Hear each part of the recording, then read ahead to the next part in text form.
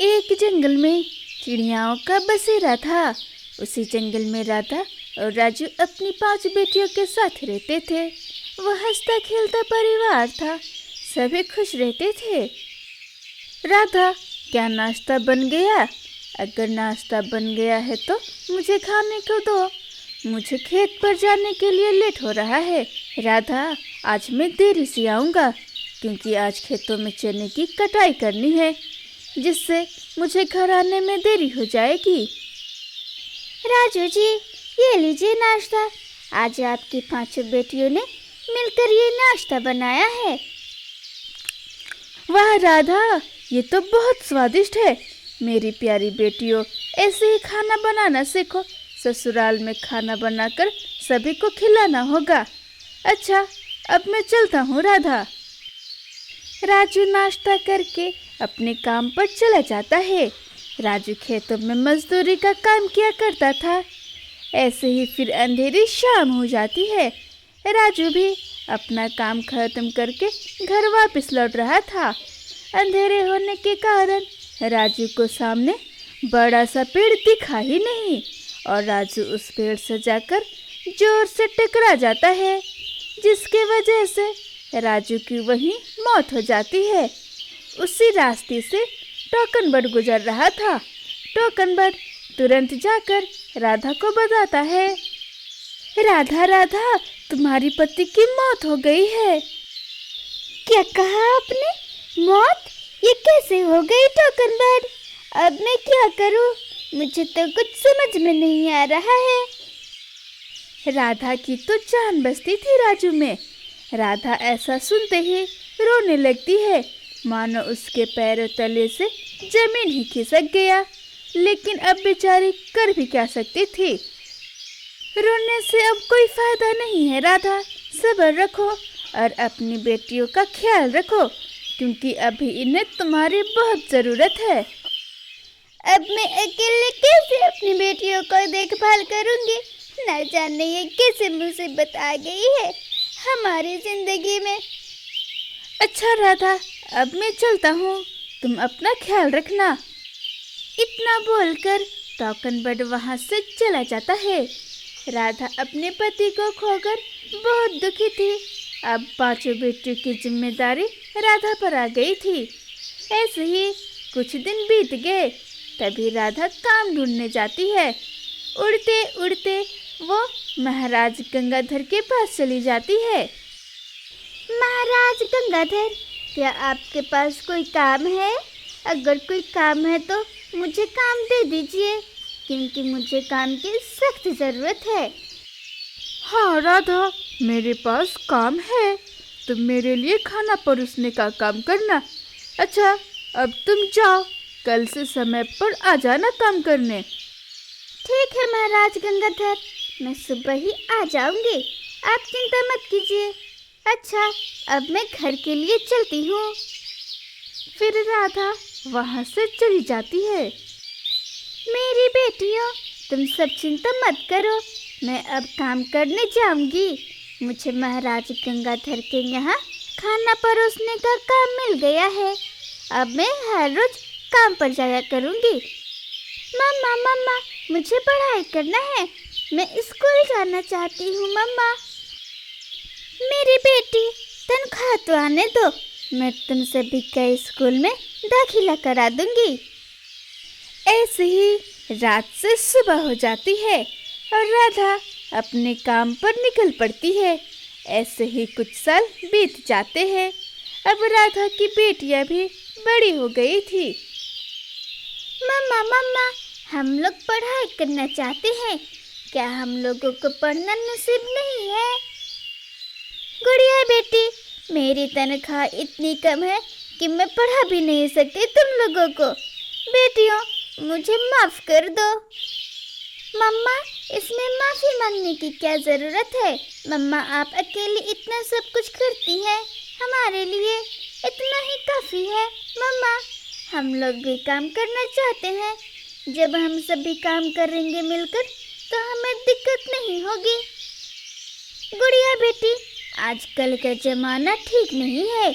जवान पक्षी देखकर सभी तुम लोगों को तंग करेंगे, क्योंकि हम लोगों का कोई नहीं है जो किसी तरह बात बिगड़ने पर हमारे लिए कोई बोले। मैं तुम सभी का शादी करा दूंगी, तुम सभी अपने अपने ससुराल में खुश रहना। राधा इसी तरह अपनी बेटियों को समझाती है और फिर ऐसे ही कुछ महीने गुजर जाते हैं। राधा की बेटियों की शादी की उम्र हो गई थी। राधा भी टेंशन में रहती थी। राधा सोते सोते सोच रही थी, हे ऊपर वाले, तुम्हारी लिखी हुई किस्मत भी अजीब होती है। मैं इस जमाने में अकेले 5-5 बेटियों की कैसे शादी करूंगी। हे ऊपर वाले, कल मैं शादी के लिए लड़का ढूंढने जाऊंगी, मेरी मदद करना।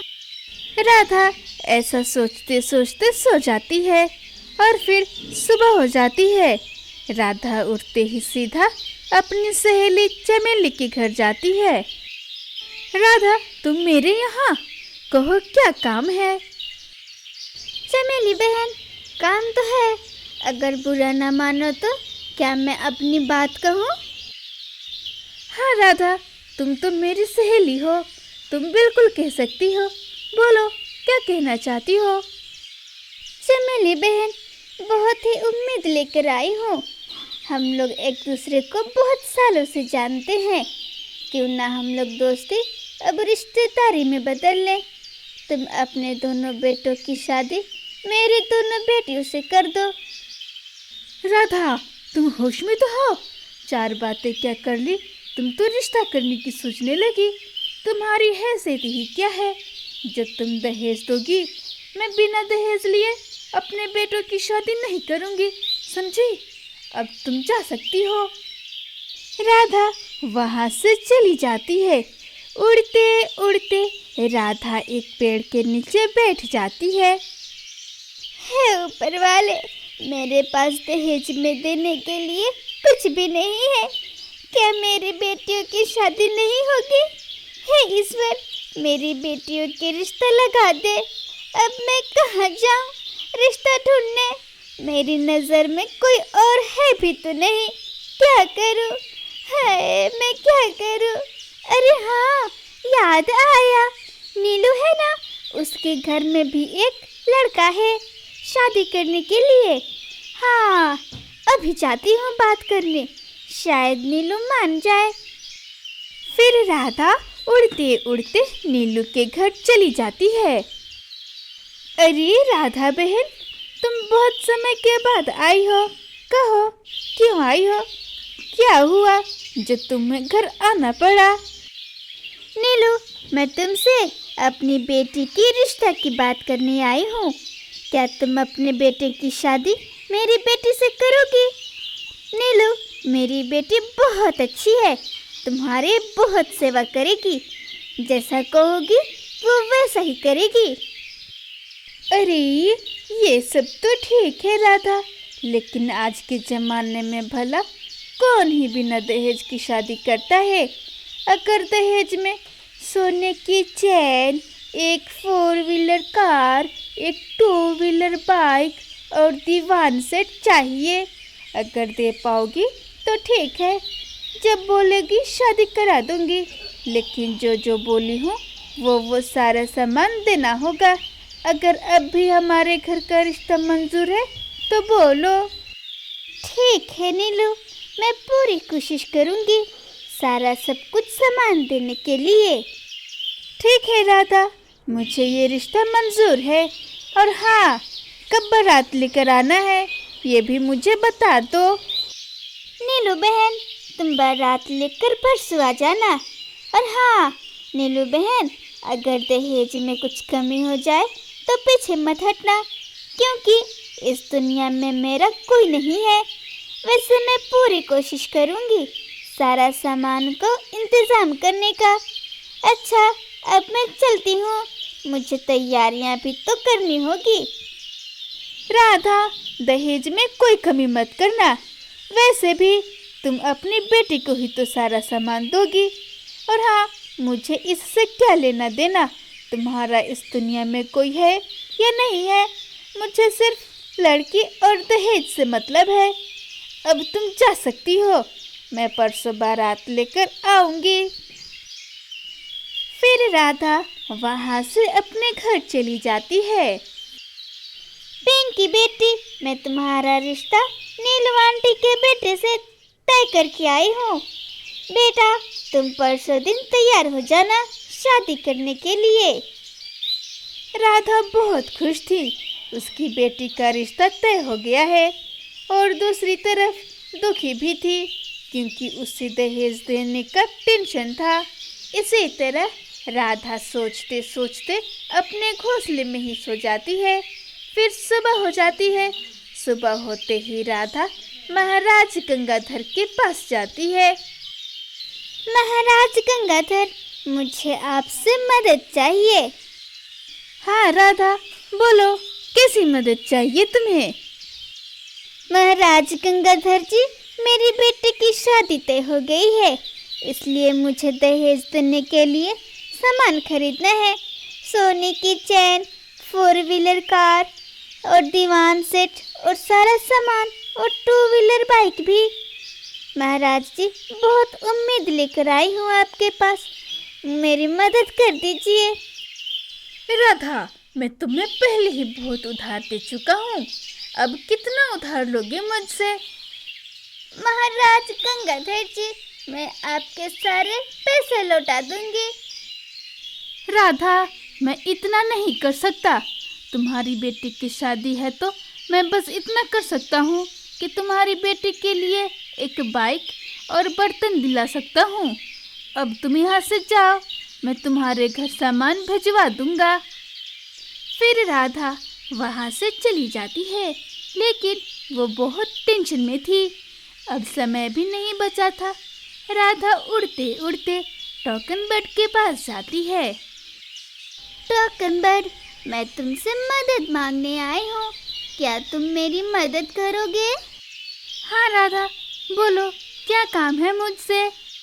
टोकन बर्ड, मैं अपनी बड़ी बेटी का रिश्ता तय कर दी हूँ और दहेज में सामान देने के लिए पैसे घट रहे हैं।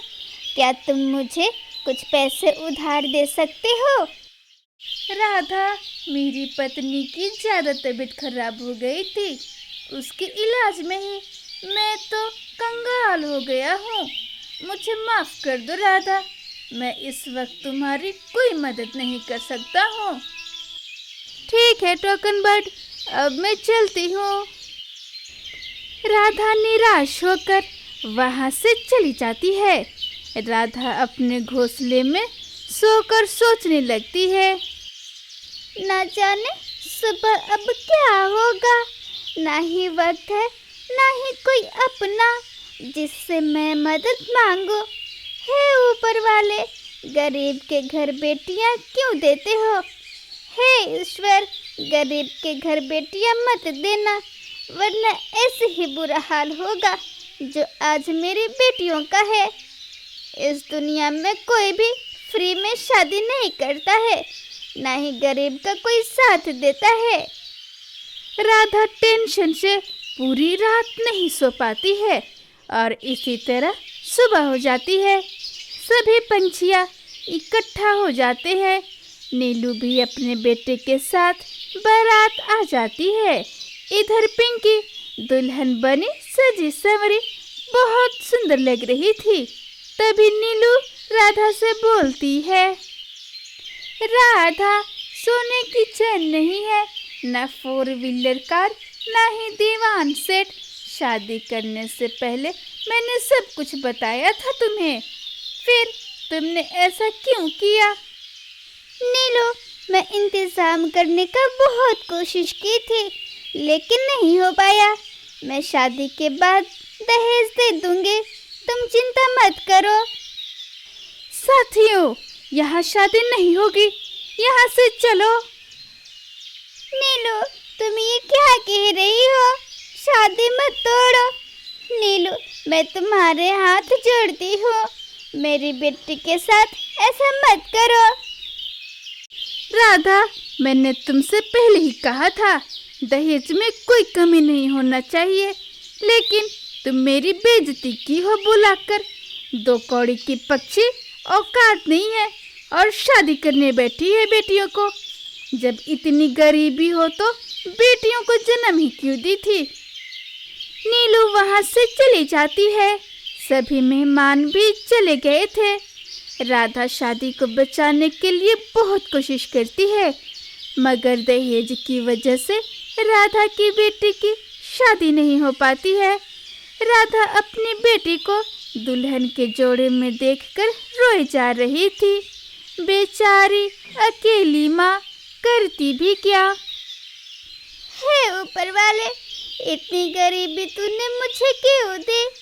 दहेज की वजह से मेरी बेटी का रिश्ता नहीं हुआ। अब मैं क्या करूं? किससे मदद मांगूं? मम्मा चुप हो जाओ। इस दुनिया में गरीब घर की बेटियों का ऐसा ही हाल होता है। मम्मा, हमें रोने से कोई फायदा नहीं है। अब हमें आगे बढ़ना होगा। अगर ऐसे ही रो रो कर अपना बुरा हाल करते रहे तो हम सभी भूखे ही मर जाएंगे। जिंदा रहने के लिए मम्मा हमें आगे बढ़ना ही होगा। माँ बेटी सभी अपनी गरीबी पर रो रहे थे। फिर पिंकी अपनी माँ को चुप कराती है।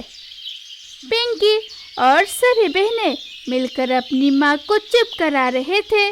सभी बहनें मिलकर समझा रहे थे कि अब रोने से कोई फायदा नहीं है, आगे बढ़ना चाहिए।